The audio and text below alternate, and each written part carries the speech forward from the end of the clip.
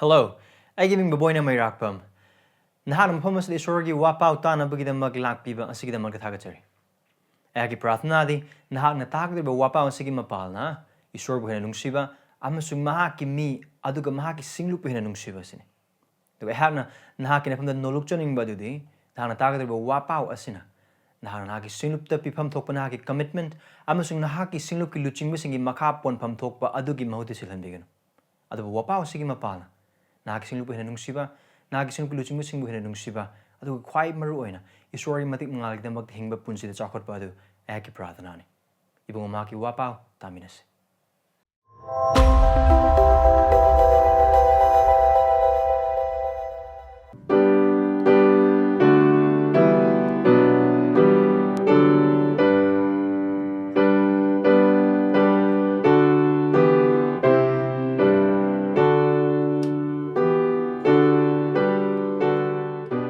Ephesians chapter 6 verse 1 to 4.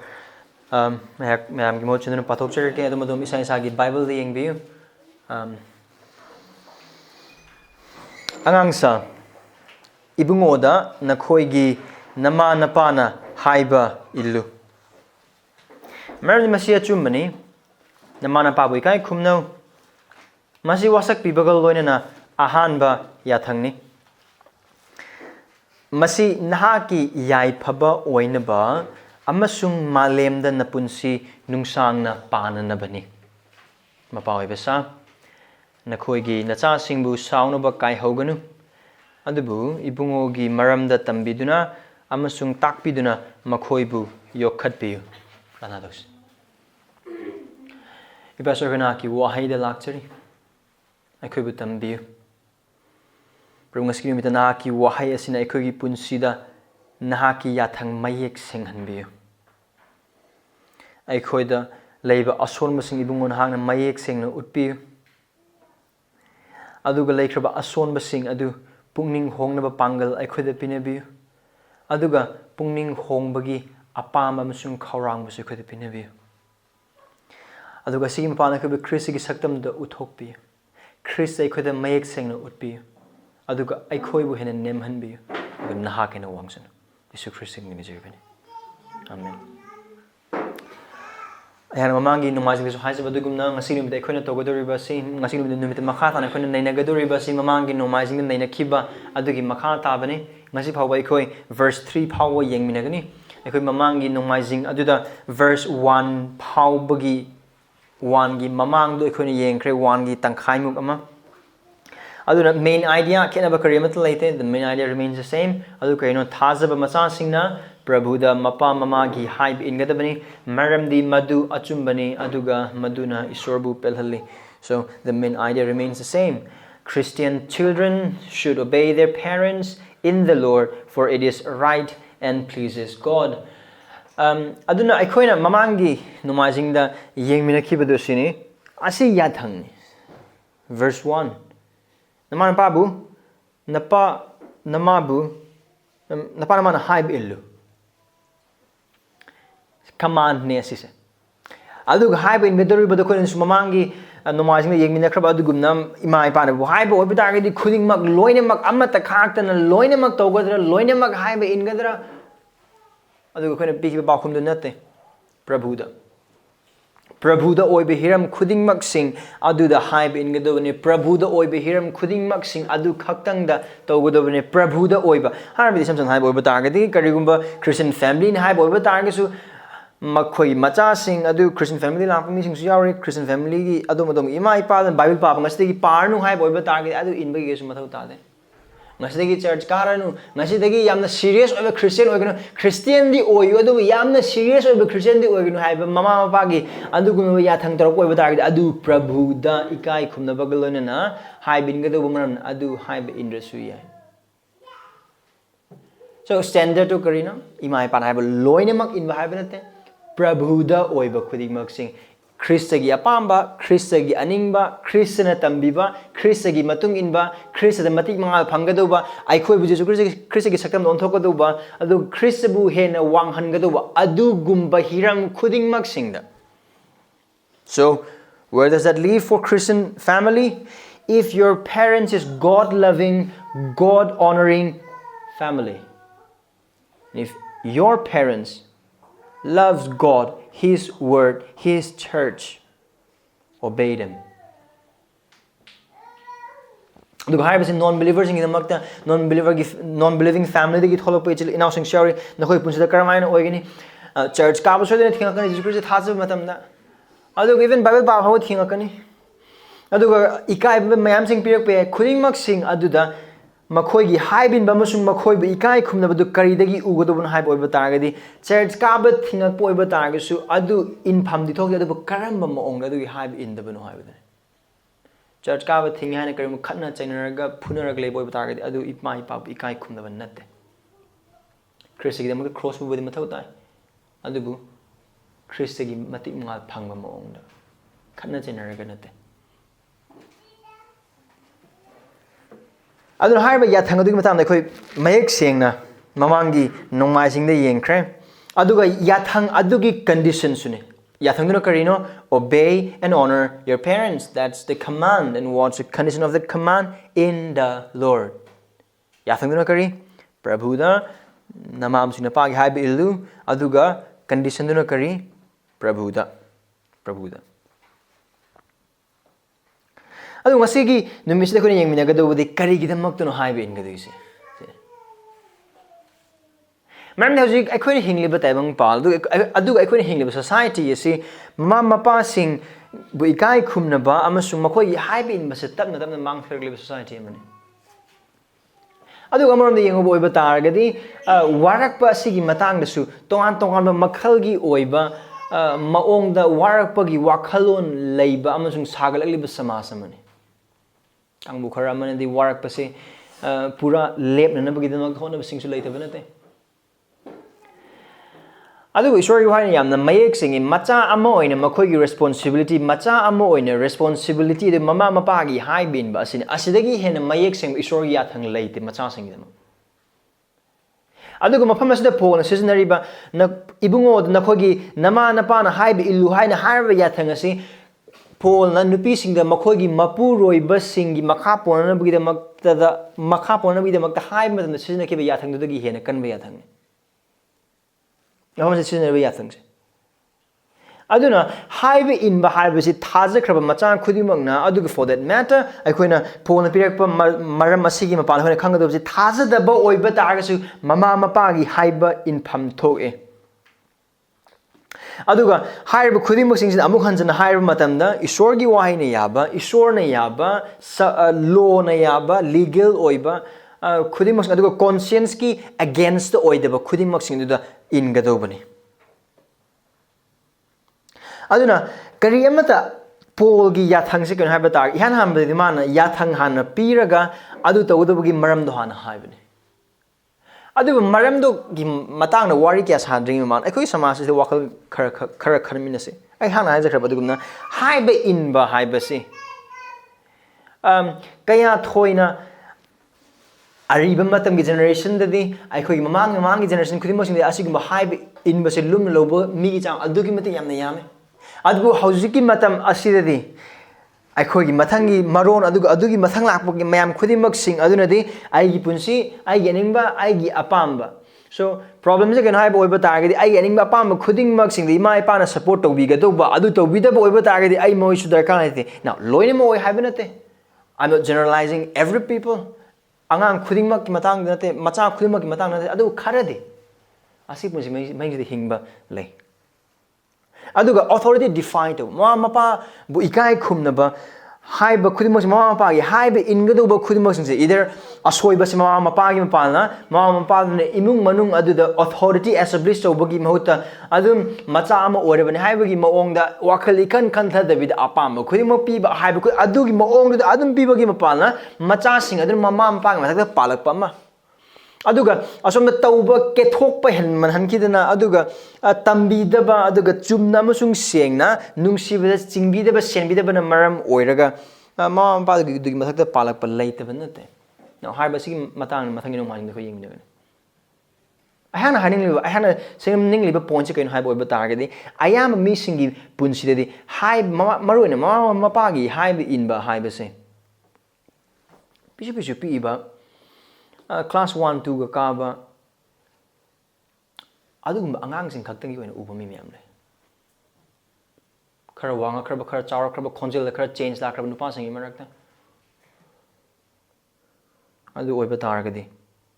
mama pa gi mathakta lauhatpa mama pa bu phuba adu mama pa gi mathakta ikai khumda mong wa ngang ba sing yamna mayek sing adu thajab sing du ipam thokte adu haiba du gi maram sing de perak pa matam da haiba si phol na yam mayek sing ahan maram do kaina. Now again, asidai sida parenting gi angang sing bu karmana semukani hain haibadi gi matang da adum ko yengbe phone pi maram sing maramdi masi achumbani. It is right. Mapa sing dik kedo haibe lo inna boy ba taragidi kedo nongsa la ma chaje gi jani dagi di bhut laksani hingsa ba laksani. And then mapa khara amra di macha do haibe na bi da ma trading do yam le haibe la di achapot pire achapot leire ate ahan da di macha sing na su phajana khanghan ga do ba aduga khang ga do ba khanghan ga do ba aduga khang ga do ba aduga mama mapa sing na su mayek sing na khang ga do ja ken haibe ba tar ga di angang singi or macha singi daite se haiba in bane. It is the duty of children to obey. Mama pa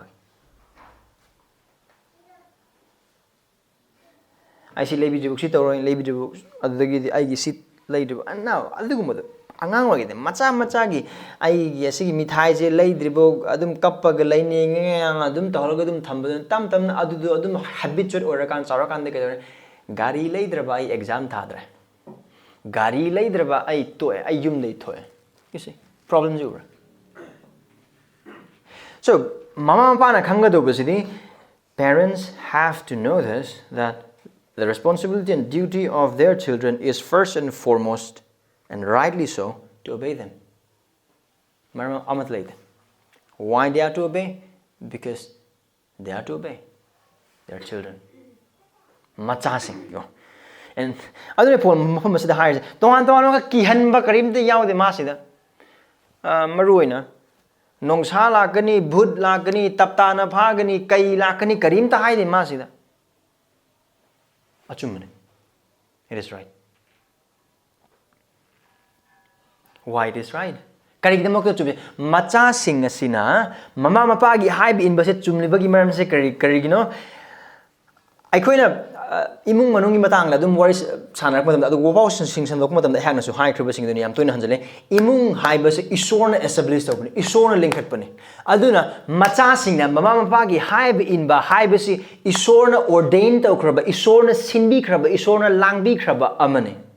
mapana nungsibaglo na chingba mamana mahaki nupadugi makhapo na leiba aduga machana mama amasung mapagi haibe inba asi isorgi animane. Why it is right? It is right because God said it so.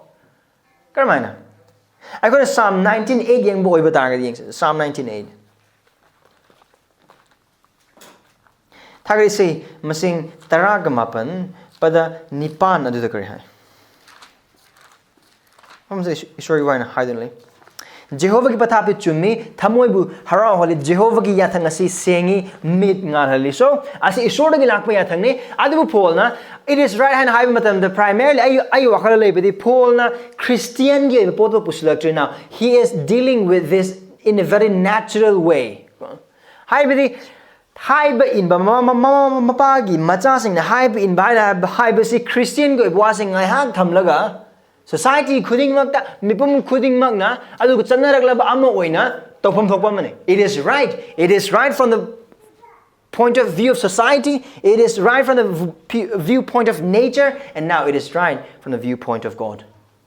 Adu haiba levels the haiba achu masma hena stress rokne adu ne ma verse 2 dei horko adu yodring ma why it is right. It is right because it is natural. It is obvious, and it is it is obvious and natural for children to obey their parents. John E.D. Gobunupa, my commentary, this man had nature claims it,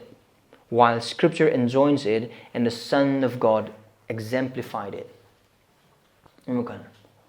Children and their obedience to their parents is something which nature claims it, while Scripture enjoins it, and the Son of God exemplify it. It is a will of God for children to obey their parents.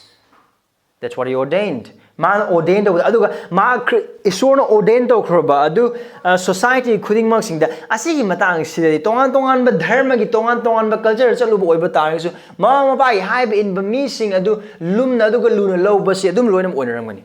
Society amata da kana amata na ahal amata ma ba gi haiba in ba di karamta tambiramoy. Chumego. So conscience ki adu common sense ki matang gi argue torop oiba tarisu. It is right from the viewpoint of common sense. It is right from the viewpoint of social ethics. It is right from the viewpoint of nature. It is right. Adun asi achumba se ai ma di adun ai pa di adun nate karendar te ahan bari haibi lo mo koi. Angka hot kan. Aigi ima ipana aigi apamba phi or aigi apamba ningba mata thungani duna kaidoba ai moida haimi an nate punsi do kra digna phangi do taibang pamba thoklei do taibang pamba hingba ngamli se kanagi mapala no isona kana sin ima amasung ipa lem do oiba ta ga khoi lerang madra uba phangli ba ning thisaba nokpa phangli ba adi harau ba nungai ba maru phangli ba khuding mak sing se krai de gino ima pa do ima. So it is right to obey them. It is right. Now, haiba se confuse oigum se maramdi condition pol na people oikre in the Lord. Ko Prabhuda haiba condition atop people oikre. I don't know. Haiba se the makhala man haiba in with maram khudimo pira khudimo sing the Paul is assuming that yes, children are to obey in the Lord because it is right in the Lord.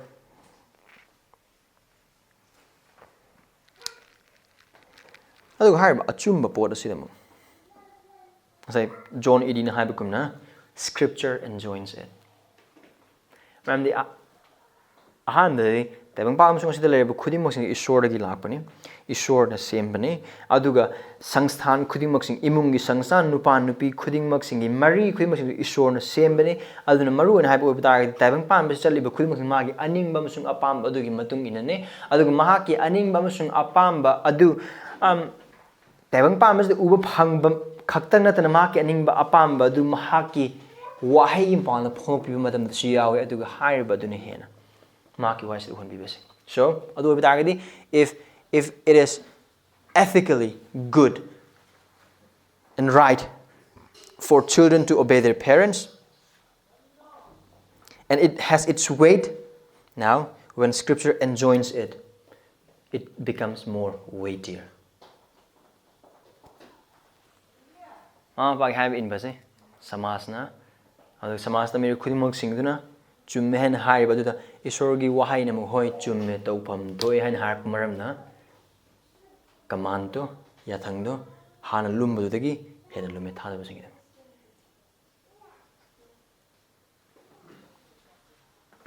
Verse 2 kare namana pabu kai kumno masi wasak bibagal loina ba ahan ba yathang ne kari ba koina ari bolep na bada yeng boy batar gadi mama mapabu haiba in the missing se sirap phangi aduga akoina anisubu wine on Deuteronomy chapter 21 verse 18 to 21 yem boy batagadi mama mapabu haiba in the missing se sibigi charak phangi adu ari boal na matna deal term. So this is how much God takes seriously about children obedience to their parents. Adu Israel gi jati edudi Esor na magi missing oina khandoklaba magi sakhi gi damak ta kauthoklaba adu magi matik mangal gi damak ta jat singdagi khandoklaba mi em oiba maramna it is more they are more responsible for this law. Asi why ya thangne 10 commandment ya akhoi ngasi ni mde pamina khriban why ya thangde yaw por now khuding mak sing adu da yarakpa maramna hairi basi pol na puthorak ba man nate hairi basi apostle amatana makoi wakhal tholakpa amane adubu haibasi isorna ariba walemnaba matamdagi hauraga machasingna mama mapa da tawpham thokpa oipham thokpa mayek yamna sengamani so amaromdadi it is inevitable without excuse amata leite aduga asasi simedi tawdruji haina haiba karimta leite maramdi ariba walemnabagi matamda karigum haiba inda oiba tagadi siba soidabani nungna thomagani harkadisi it is that serious. Adu kana gumakara oh hajidi koi di wire thangi makhad leitre koi thousal gi makhad leirabrina no jisu krishna kare hana ta pam da lakpa si wire thang sing adu thugaina bna ta adu khuding mak sing thungna bu gi da mak lak matam and for the matter of fact Jesus doesn't make the weight of law lighter but he make it more weightier kare mi har kanu no entare kana gum ma gi simna gu yeng thibo ubdar ma mi hale that's law, simple law. But Jesus made it more weightier. How? What did he say?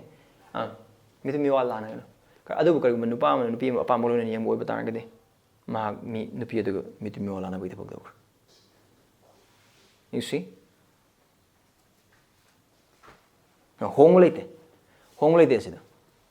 It's the expectation. God expects every Christian children to obey their parents in Him. Aduga Israel gi wari mathang yang po oiba taragasu Ezekiel pandup kuninthoi gi bada tare de yeng matamda isorna Israel jati se maru oina mi singi mafam da ikai na pham aduga mi singa thi na ngang na pham reproach ama ohen gi bado pap sing na maram organ aduga makhoi da pap singi marakta pap ama yawi disobedience to their parents. Yung Ezekiel 22 verse 7 da ngone pa matam da shodin theng lagani. Disobedience to their parents is one of the sin why God make Israel a reproach to nations.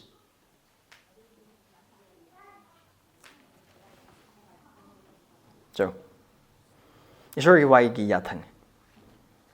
Aduga haiba yathang ase isorna pikre aduga haiba yathang ase hausi phauba aikhoi gi wakhal aikhoi gi moral binding leiri hausi phauba. Khongma kari amata leite. Maroina tongan lans na bumis la ekoi de hojik wai ya thang mathau ta dre ekoi thousal gi makha leira banina we don't need the law or for sure then is Paul wrong. Paul na quote raise 10 commandment ki 5th commandment ni manas quote raise exactly Exodus chapter 20 ga Deuteronomy chapter 5 ga adugi quote ni mana ta raise what does this show then kaino sin ai ko ta sai it still has binding. Yes, adugi curse while yathangi sirap adudagi while yathangi kari haigani dandi adugi de khobu kanbirabra hoi kanbire karma dandi lomana de badandi sibagi dandi adu Jesu Christ na sai lisingani gi mang cross mata sikhiba matam da kanbire adu hojikti haiba Christ aduma ki thawai akhoi da leire karamba Christ asigi while yathanga sibu cross mata ka adu magi punsigi mapalna mapung phani ba Christ karam haina magi punsida mapung phani ki akhoi na luk pandu bani badani phuma thoi dagi yang khaini thoi pa bo ba da gi maruan Jesu Christ adu ningna singa kathok na bagi damak pure adu ma mangre adu ma kan yeng se Luke chapter 2 verse 41 to 52 I maroina verse 51 du parke adu Jesu Christ gi matang da Luke na describe to bodu akhoi gi damak di yam tam zningai wakhal khala gen Jesu Christ ga he is God I mean ishwar ne ma tebang pa me sembi ma puni chapter 2 gi verse 41 and 52 adu ai 51 ka teng pastor ke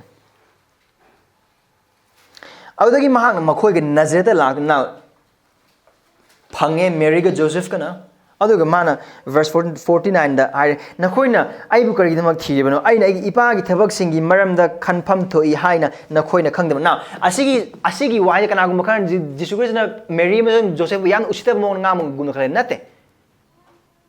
he just say and I believe I Thajaba Jesus Christ na haibu wai sing haibu matamda ikai khunba khuding maklon ma suna harmony Maramdi taibang pam ma taibang pam bagi sarga malam sigi ning thoi ba dar taibang pam badi maha ki ma mapa du Joseph amasung Mary and he obeyed them karman khang verse 50 adu mahan makhoi ha ki wa adu makhoi na khang ngam de 51 adagi mahak na makhoi ge Nazareth laktuna Jesus Christ lehura church lehude lak mini ma mapa ga adu ga de makhoi gi makha pona legi what does this mean taibang pan bagi sor Tebang pan bagi mapu Mary gi isor Mary gi Prabhuda Mary gi haibil Joseph ki haiba.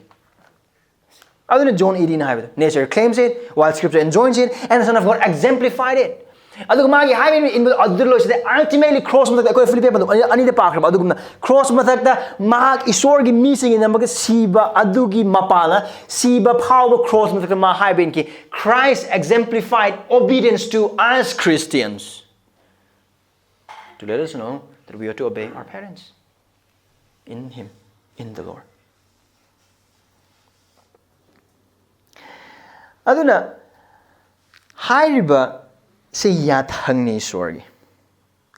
Aduna why yathang adugi kanbiri why yathang is sia adugi Jesus Christ gi amuktang gi lotion kraba baldan aduna kanbiri adu why yathang asigi mapana see the law which was once for our condemnation now through Christ has come and means for our sanctification. See yan mayek seng see aikoi bana manghalam gadoba aduga aikoi siba gi machak or why yathang adu Jesus Christ gi mapana hojikti aikoi na aseng punse chakona bagam maram mo hoy. Maramdi, we know disobedience to our parents is sin, and as a Christian, we repent from it. And that's how we grow in our sanctification and holiness. Why yathang aduna nam imay pagi haiba iluhay na haiba si higher bani na imay pagi haiba inda boy batagdi pap ne haiba si yam na mayek sing adu Christian na boy batagdi keno ko itodo pap tagi pukning hongba. Adu ne sila na sa. Si bagi mamu dudi loy kren. We are not free from the law because we are still under the law of Christ, and Christ wants this from us: obedience to our parents.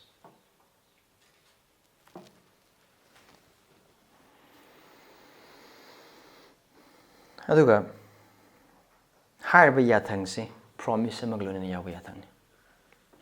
Kaya masi wasak pibagluna ba ahan ba yathang. Now haiba sida wakalon mayam like commentators ingi marakta adu haiba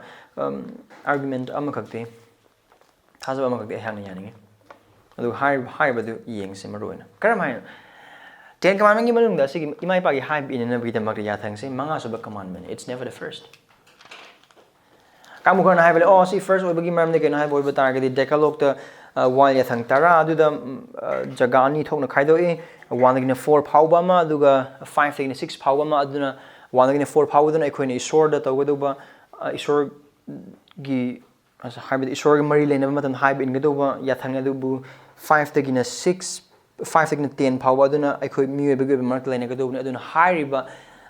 tablet ani dugi mark khwai hanba yathang se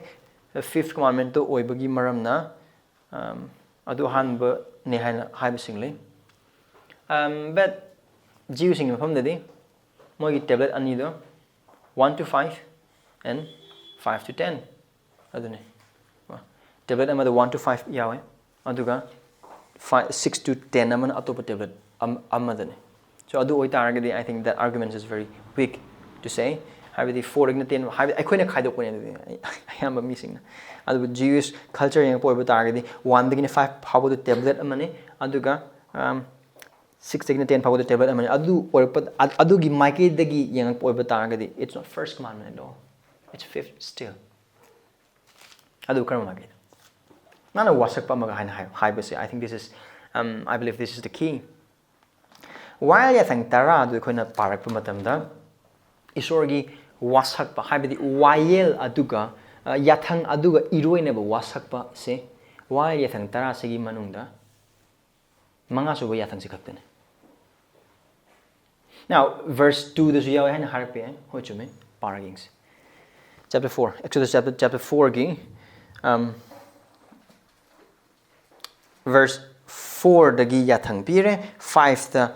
promise mapi nahak na makhoida nakok non tharoidabani amasung makhoibu thawul toroidabani maramdi nahaki isor Jehovah idi kamban chawu isorni mapa singi ayolarangi maramna aibu yengkiba makhoi gi ahum suba amasung mari sub miron cherakpi adubu aibu nungsiba amasung aigi yathang ngakpa makhoi lising da nungsi thojan piso it's a promise adubu asigi promise idi why yathang ngakpa khudi masung it's a general promise decalogue to that yang po batang adubu haib mapa gi haib in bagi matang the verse 12 beings nahakki isor Jehovah na nangonda pibiriba leibak aduda punsi nungsang leyanaba nahakina mana pagi ikai kumna. So asai kona ubase karino asigi yathang asimak yathang asigi iroinaba wasak pa yaw adugi wasak podo karino makata ni mana verse 3 da haris masin hakki yai phaba oinaba amasung malemda na punsi nungsang na pananaba. So mafamas da Paul na quote to ribase Exodus chapter 20 ki verse 12 siga Deuteronomy chapter 5 ki verse 16 siga animak si punsula kan to ba quote ni adu Paul na ani su wine lon pandu manga gi pada tara taru ka khongsan ma pandu kun gi pada tara ni thoi siga mafam asida quote to rak pa matamda ma changes khara pure maru oina Israeli context adu da makoina wilderness lamjol lam hangla leringe matam ishorna yathang se pibi matam da adu context adu yang poi batagi di makoi gi wasakbo do kaino kanan lebak ne kanan gi aphaba ning thole bak ne adu ga sangom ga khohi ga na turel gum na chenba nungai bene pik thanba mafam adu ne phamas na man pirius adu bu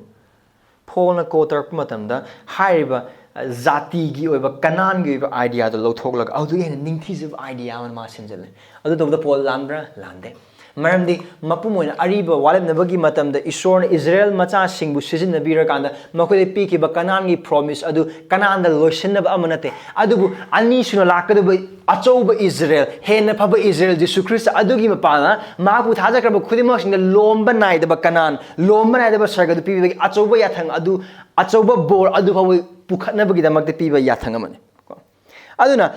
hairi badu pho mayek sena khange aduna ne mar mafam se onthor raglise malem da napunsi nungsang na panana ba aduga na ki yai phab oina bagi dam so I had mamang no margin hai ki badu why to obey the parents chapter 1 lo selak it is good adu chapter 2 amsung 3 it is sorry chapter 1 lo selak pada it is right reason ko it is right adu chapter 6 ki 2 dagina 3 verse 2 dagina 3 how about sinapiri basinga it is good why to obey parents number 1 it is right number 2 it is good achumbani aduga aphaba nei adu mamas uba phangis adu Paul na haiba je haib madam da Israel gi oiba kanan adu gi idea adu gi manai adu bu hakchang gi oiba du da te mahak harlibas adu thawai gi rom hening se lom na de kanan maramdi Israel masa sing ne phangki ba kanan adu di madu makon phangki ba pothaba adu di loi banai ba pothaba ne adu ga hairi ba du makoi punsi chupagi oina phangadu bu su leite tabang panse maramdi ko Israel wari khangbu gun makoi loi da muk thai Babylon sing na muk pui Assyria sing na muk pui khun mo sing tongan tongan mo makoi loi thagle adu pham se phon hairi ba khudi mo sing se maroina thawai yo problem de sargi kenan sargin tholiba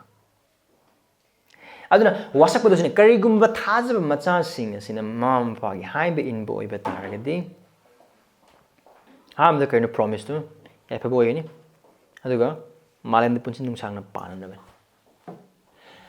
oh masida haiba se punsin nungsang na panana ba haina haiba se siba leroi haiba na te aduga mam mapagi haiba in ba khuding mak sing se aphabata oirani mai pakpada oirani adudagi di khudong thiba mache amada thengar adu haiba na te karigumba adom na lobo oiba taagidi aikoina sigi verse yam lanba moongda grani yam lanba moongda gyan tab oidini mamdi mama pagi haiba in basing mangraga si basing dum yaw mama pagi haiba basing tongan ba punsi pikhamna ki basing yaw do banate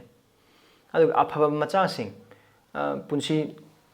ten hin ki sing su yaw do banate adu oiba tar kaino mafam se maroin haibase now generally yang poiba taagidi mama pagi haiba illiba thajaba macha sing or macha sing khudi mak sing se khudong thiba sing dagi adum kal ayam matam generally maran dikari damak na imai pa ai khoi bu pok pirak pone ai khoi dagi losing hen be heli adu ai khoi na khang lebus mo khoi na khang ba mayam le aduna macha amma oina macha oikraba sing asna mama mapa gi mathak da pan bagi mama mapa dagi hena chawba degree di phangam be mama mapa sing du 12 pass or 11 pass katang oram be macha duna PhD double doctorate phang be adu bu double doctorate phang be PhD duna no dikhe suk khang ma de 11 12 mi no adu wakal lei bo ba adu isori aning manate adu wakal lon aduna kaidongoi da aphaba ka supuroi adu bu generally mama mapa gi haiba inba macha khudimok singse afaba maike dum pugal afaba maike dum oigal adu khudong thiba sing dei kal aduga karigumba thajab imung nu pokraba angang sing de thajab imung nu pok pamatam da mama mapa sing khwaidagi achouba khwaidagi khaurang na makhoi tambi du kaino Jesu Christ bu kan bi mapu amasung Prabhu na thajana adubu haiba tambi ba aduda macha oi kraba sing aduna taraga thajab oi ba taraga di kan bi bangani you see not necessarily physical blessing gi matanga na the haibas physical blessing phangba oithokra yes of course but is it guaranteed no adubu kariguma thajab imung de manung de pokliba angang sing duna thajaba mama mapa gi haiba in oi ba taraga di abu wapa du Pata ipun hongna kan Jesu Christ bu kan bi mapu musung Prabhu na thaja boy bata ge tebang pam na krem tle te boy bata so den punsi da thawai na lo mana de punsi phangane yai phabane se adu yai phabane adu chil ina saying thaja be mung or bas thaja da be mung or bas adu maru oina phol am phamas de emphasis piri bas di thaja be mung manung sing adu dane aduna ai hang am matam ngang jar pat ai thaja be imung manung do na ai emphasis piri ka ngang mane adu ga ai maham se thaja be imung manung haina hai bas da kari hai gani Christian imung manung oiba tar ga su Christian imung manung amugum ne hingda adu gi moong du na te kari bai khoi gi marak te Christian imung manung oiba tar ga su Christian Christ gi hai bi indagi batung ne hingda ma mapa sai adu ga miyoi sing ya oiba tar puning hongbi maramdi karigumba thajaba mama mapa aduna isorgi haiba ilaga macha singi mamang ni hingdraba imung adu chingdaba oiba targadi asigi yathang sing asi imung dagi uba kya phangoi adu manghala kadu sen mama mapa oiba adu gi punsi khaktang natana macha adu gi punsi sune adu mama mapa ama oina karigumba macha sing aduna haiba ingadobani haina haiba si phajana khanghandaba takpidaba tambidaba oiba targadi Sauraba kanda ikai bi sar gorakani now asing matang sida mathangi no masing de hen mayek sing discipline matang sida khoi yengmina gani adu basi phaw da hang mayang mi pham da hajing badu ngasi ri sorgi wai efisapan du taruki pada amma dagini ani maroin amma gi losle pada gini ani masung hom phaw jina khoi da tak pasing kaino hai bo tar gani ai khoi mai pa ga ha in pham thoi adu haiba in gadori ba khuding mak sing da Prabhuda haiba in gadori ni adu Prabhuda haiba in ba matam da ai khoi punsi da isorna bor amasung ingthaba amasung yai phaba so da pi gani taibang pa amasi da su adu ga sarga da su al taibang pa amasi phanggibe phangdebe adu sarga da so da phangani haiba in gadori ma khoi gi adu karma mong na makoi haiba ngani mamangi no majing da su kar yeng khre adu hauju khar makata na yeng mina se ayang su haje khra badu mamangi no majing wo pausan dok pa khorok mata madu asi gi haiba in ba se mama mapa gi makada parental care de leiba sing adu ga yum pal ba sing adu khena gani maramdi yum pal ba sing adu gi de makli makoi imung le adu makoi imung ne adu ga macha oi khra ba sing adu na marone parental care de leiba khudimak sing adu na di aphaba mama mapa isori wai mapa na tambiri ba takpi ba adu ga chingbiri mama mapa sing adu gi haiba sing adu makhoi bu thajabaglan in pham thoe makhoi na ngang bu ta pham thoe makhoi bu nungsi pham thoe aduga makhoi na hai bu khimok sing wakhal to boglan makhoi gi mateng ni zabagal loina na thabak sing makhoi hai be in pham thoe adubu lohong khra ba sing mama pa gi tongan leidu sing aduna de kramana sig mama pa da hai be in bamsung ikai khun ba utkani na hai be in ba thabak its action aduga ikai khun ba its attitude kramana utkani mai pa gi dakali ba mateng sing pangbi gani yum palabani na hojikti ai gi nupi gi cha ga tha na phona ba ima ipa noi khar potha go adun thakra su yar ha ba gi wakal na again Manipur gi oiba samaj em oiba ta ga di yamna phajda ba tongan cha ba concept am khak lei na cha ba luhong matung matem na du leimina ga do bra hoi leimina ga do bani ha ba imung ama constitute go do bani adu bu tongan cha na pa ayam se ke khatna raga chaina raga kapna raga launa raga adu mi pa na ka de asom dei sida mama pa ga kaya yengsan dabi nungsiba kaya utabi mateng kaya ipang pang dabi kolna de dum ha dum thamba adu nate adu ran adu Christian amon to kontok de mama pa mateng pang phom to imai pa bu mateng pang phom to akhoi da kha leba singa pangal kale thabak su su ma khoi su adu bu ma khoi awat le matan mateng pang mi ke to ne aduga ima ipa oiba maramna akoi imonung palak matamda aikoi ne hingdriba chahi sing makoi di hingkrabani makoi di koi advice angani makoi di apaba advice ngai koi logani aduga hengwa ima ipa don sontharak laba matam thabak suba ngamlaktraba matam dadi leiminagani makoi seba tawgani makoi ba Christian amoina ima ipa nungsibadu all it all home the thamagan utpo oiba target something is very wrong nate hojik ima ipa pangal kalibra thabak su sunu makoi thabak sunu ba lambi semi ba kasu kai chum solaba matam thabak suba ngamjaba matam mating mayam darkar lare matam dadi leiminaba makoi gi seba taw makoina tebang pa thabak tu matam du phaw adu isorgi animan adu isorgi apaman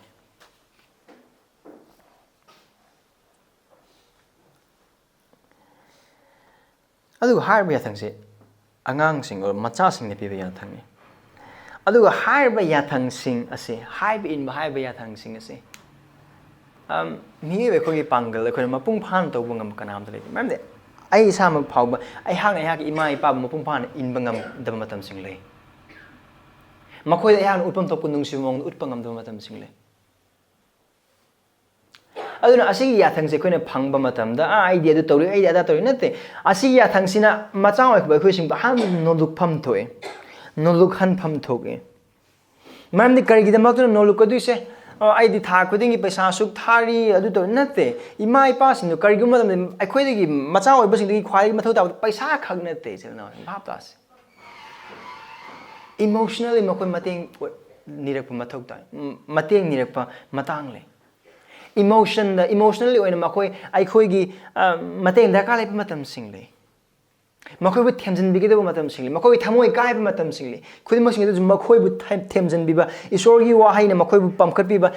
aikoi bu pitru pikpa matam adu dagi na puk pithak padagi horoga school dama phaw khoi ma aikoi gi asur ma aikoi gi kap matam aikoi mit ki pising tai thok pire aikoi khud khong sok matam da benet na pire sok pasing phan bire aikoi bi iruja bire sindok khan bire hojik ti adu gi dai de imai pa sing macha ai khriba sing tobo tofum topone makoi thamai kar matam sing isor gi wahai pa na khoi thogat pi makoi thamoi sontharak laba matam da makoi gi thamoi isor gi wahai na thogat pi ba makoi na mateng de kala laba matam da makoi da mak khud ting thok khudi maksing maramdi adu yong nathana ba to boy ba targade adu isori mangda ikai khumna ba amasung makoi haiba in bagi matau dun nat ekoi dapine bikro macha oi basing dapine bikro ba yathang haiba in ba amasung ikai khumna ba gi yathang spi matam da aikoi ni mai pa bu haiba in ba matam da haiba in ba makum na haiba in matau da why I'm saying this haiba in ba di man ba adu manung di haiba in dana to thak mayam le aduga ikai khumna badi man ba wahai di ikai khumna badu manung di ikai khumna da no adu nate ikai khumna badu ikai khumna bagalon ikai khumna haiba in badu haiba in bagalon haiba in ba adu sorry paman mapan dona ti sor yeng ba se thabak ma haiba matam da thabak ado thabak ase sidisi bodo pakon chalo haina hai pakon chana haiba iloi haiba yai pakon dum chat padu manung dai tawning de da gon thong kari khudum suru ga dum chat adu haiba in da mapan thong de haiba in bagi mo ong ne manung de nate adu haiba in ba nate chin de adu kijagra point da dagi ikai khum jagra point da manung de era nang bo alo ra kijana nate adu ikai khum nate manung do ibada mapan do ibada manung do ifam ta adu oiba target again thaja krap macha sing akhoi imai pagi haiba mapung phana inba ngambra akhoi pangal da ngamde adu khoi no hanga do asigi achumba se khut namna da parga asumi khut namna parga do wasna adugi ngamdaba singdu ngamna na bugi da maktane akhoi bu krisi gi mapana kanbiribus isagi da kanba yam selfish oiba self centered oiba mongi punsi adu ge akhoi bu kanbiraga imai pa do gi achumba khoimak afaba khudingmak Esorgi wahayna yaba khudingmak sing aduda thamoi tingna aduga sengna haiba innanabugidamaktane Krishna khugidamak sibigiba aduga haiba aduma ngamnanabugidamaktane mahaki thoda khuding supinabe adu kadagoni khoi akhoi gi marakta karigum haukraba matam singda adum gi imai pasingda karam ongi minyang yembigi habu wakal tobi makoi jamine makoi soiba matam lai makoi ma pa ore adum chume haba karish leite even ai masung ai nupi ma pa oi bi khodol suna pi bi kuidri ai icha nupi se warak matam pumbada achumbar region gi namang adum ware haba ai haba ngamde namni kari matam da soya war am matam singslei adu matam du ai mangon iron da miron gya khang boy batar so iron I sorry please forgive your daddy I'm sorry now koi mane lone mak da udaba ya adu aina hani me ponse kanu haiba obi dagri ma pa ore adum chum haiba leite adum adum imai pa adum chum haiba kishleite soi matam sing soidan lagini adu ikai ma pa adu adum adum imai pa ikai khumnari ba macha sing man karam hana react tobe makhoi gi asonba khudingmak sing aduda lauraga makhoi gi mayok ta thabak sing tawbugi punsi du henkibra puning hongbi do badaraga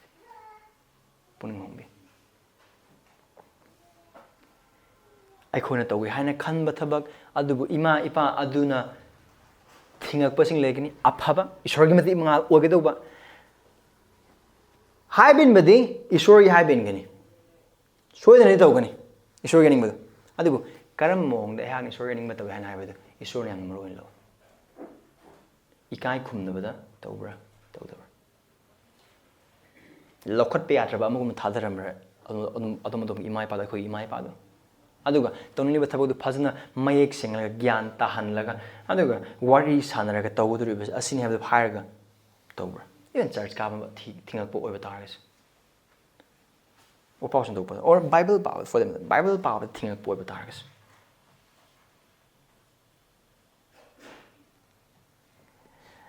adu karing ba koi marak adum nang imai passing maphamda urpham thopai kai khumnaba uttaba wahaida wahai ngang moongda tonda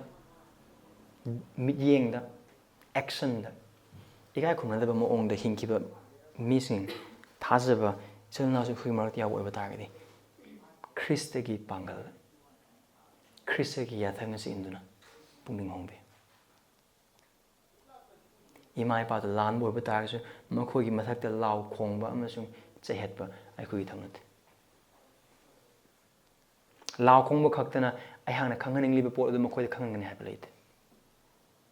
wari sanabe ya boiba targadi wari sanabagi mapa yar adu natte Krishna moiba targadi adu sundok tongdiganu ai masana masaba Krishna hana kawj adu mama pa singda sense of matham oidi nungsibadi dum lamai adu sense of honor machet ama to udaba missing ai thengnare ya to ya ai khang that is not honor shorn the pande and then now say imai pa wi ikai khumnaba akoi haibin badu Esorgi aningba apaman aduga haib khudingmak sing akoi thamoi degi akoi punsi degi akoi wangang sangang midyeng nayeng khudingmak sing adugi mapan ugani aduga thajada ba imung degi tholak pai chilena sing karigumba na koine Esorgi haib inba adu haib ikai khumnaba galona imai pa gi haib inba oiba targadi adu modom gi haib inba gi punsi aduna makhoi bu kanbirakna bagi amasung aran khom gi mari Esorna sembi ngam asi thajabi Christian oire hairaga Christian ojingai mamang dagi loinaramba imai pa ikai khumnada mongi wangang sangang miyeng na yang adu Christian or matung babo adum hongna dum leibo oiba taragadi something is very wrong nate adom gi Christian kanbiraba amasung hongdokpiraba punsi adu adom gi ima ipa gi haibin bagi jaga su Esor khangriba ima ipa na upham thoe aduga makoi gi haiba indaba church kaga no to no haiba indaba khudingmak sing adu haiba indaba oiba so o mahangna asi aikoi na haiba to do oiba dar mahangna aikoi ikai khungdaba di nate ko adugi sense makoi da hen mathau tai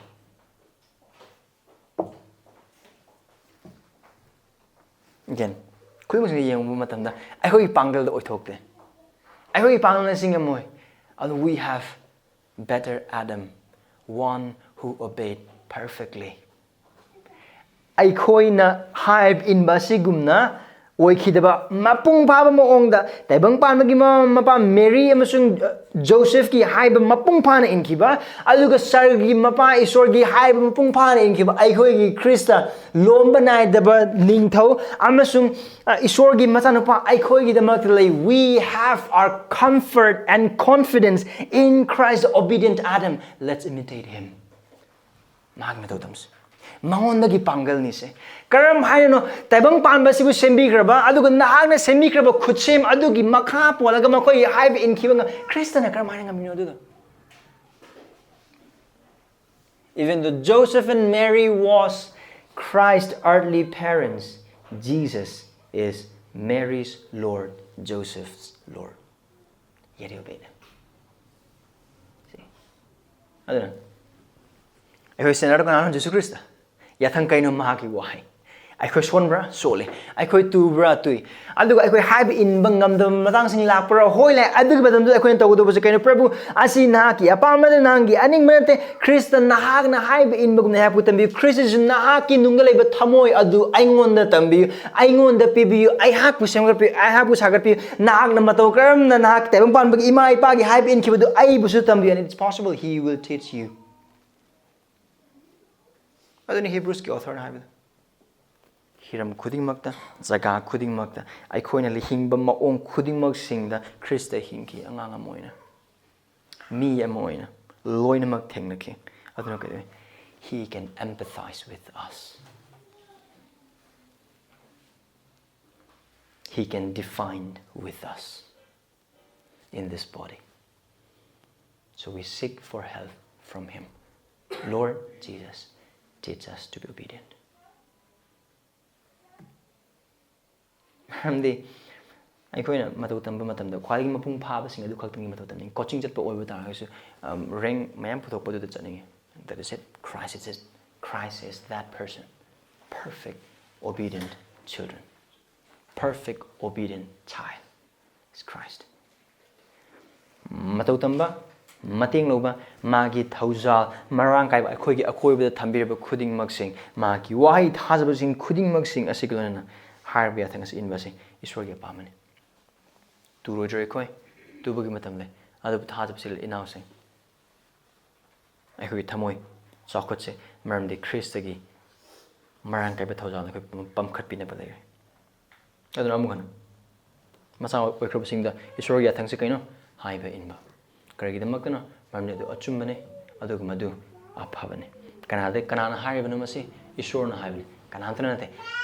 Obedience to the parents is not necessarily a social construct.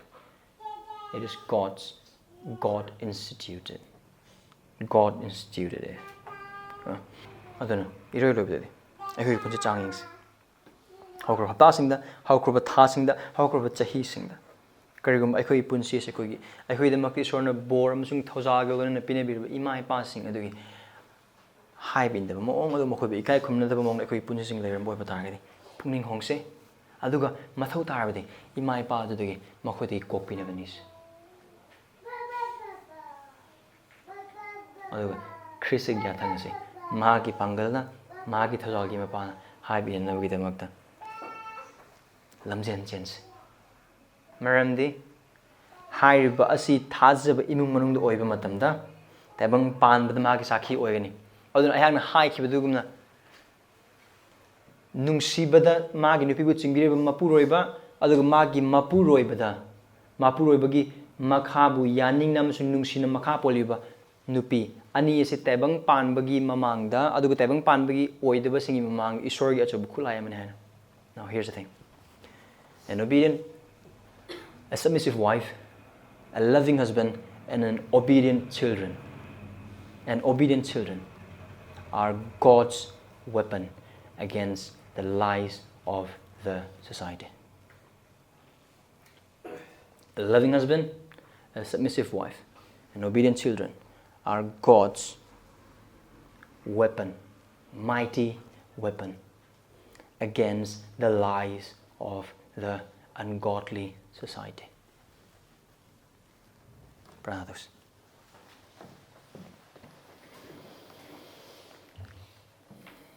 Paisor.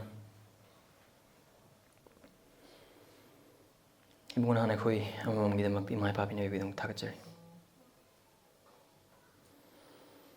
Dubai khoi. Ekhoi wangang da, ekhoi wakal da. Ekhoi gi maong da, ekhoi gi matau da. Ekhoi gi imai pabu ikai khumna khidam matam sing. Makhoi gi aphaba achumba nahak ne yaba yathang sing adu phauba. Ekhoi gi aningba apamba aduna maram oraga. Samsam ekhoi gi papa amasung napal maram oraga.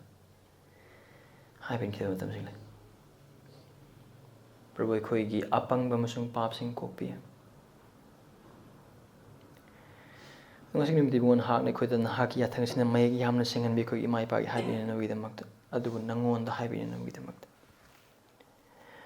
Prabhu ekhoi gi imai pa bu nangon da karmaina haibin ga dubu no haina haibisna ki haina takpiri adubu asina ekhoi okte Prabhu. Ekhoi da lawsing mathau tai, ekhoi da lawsing darkar tai Prabhu Isor. Karambadu nahaki yabano amasung yadabano haibadu khangjanabagi damakta. Ekhoi da lawsing pinabi. Christ Jesu nahaki tabang panbagi imai pa bu su amasung sargi ipa bu su mapung phan haibin khiba ekhoi gi amak ngarba Prabhu ne. Ekhoi bu tambi haibin ba. Ayhaku tambi. Ipa Isor. Nahak na tabang pan leng matam maduna ningna sangda nahana sasik oza sing leiba matamda nangi ima ipana nangonda makhoi wakhal wabda tamba matamda Prabhu nahana makhoi da haikriba du Prabhu achumba amasung asingune adu nahana haiba matamda ikai khunaba khudingmakka yauna nahana haiki Prabhu adu aikhoibu tambiyo aihakbu tambiyo. Prabhu nahana chumdaba sing masung aranba sing adubu nathaiga thamamde adubu chumdaba masung aranba khudingmak sing do achumba maikai romda nahana pubiduna achumba masung asengba maongda Esorbu pelhalli maong nahan hinki aikhoibu tambiyo. Aba sigim pa tebeng pan amasung nabu khangdriba society asida nahaki sakhi ama oiba imung oinaba amasung nahaki afaba wapau ningthizaba pangal adu uthokchana widamdu ipa aikhoibu sisnabiyo aikhoibu mateng pangbiyo aikhoibu mateng pangbiyo ekhoi asum masing nan upibadu pungning hong na bakhoida pangal pinabi khorang masu kota pinabi khoi masing asing pa nahaya wangsuna ekhoi na nemsuna ai hakina nemsuna Jesu Christ ngi nizirbe. Amen.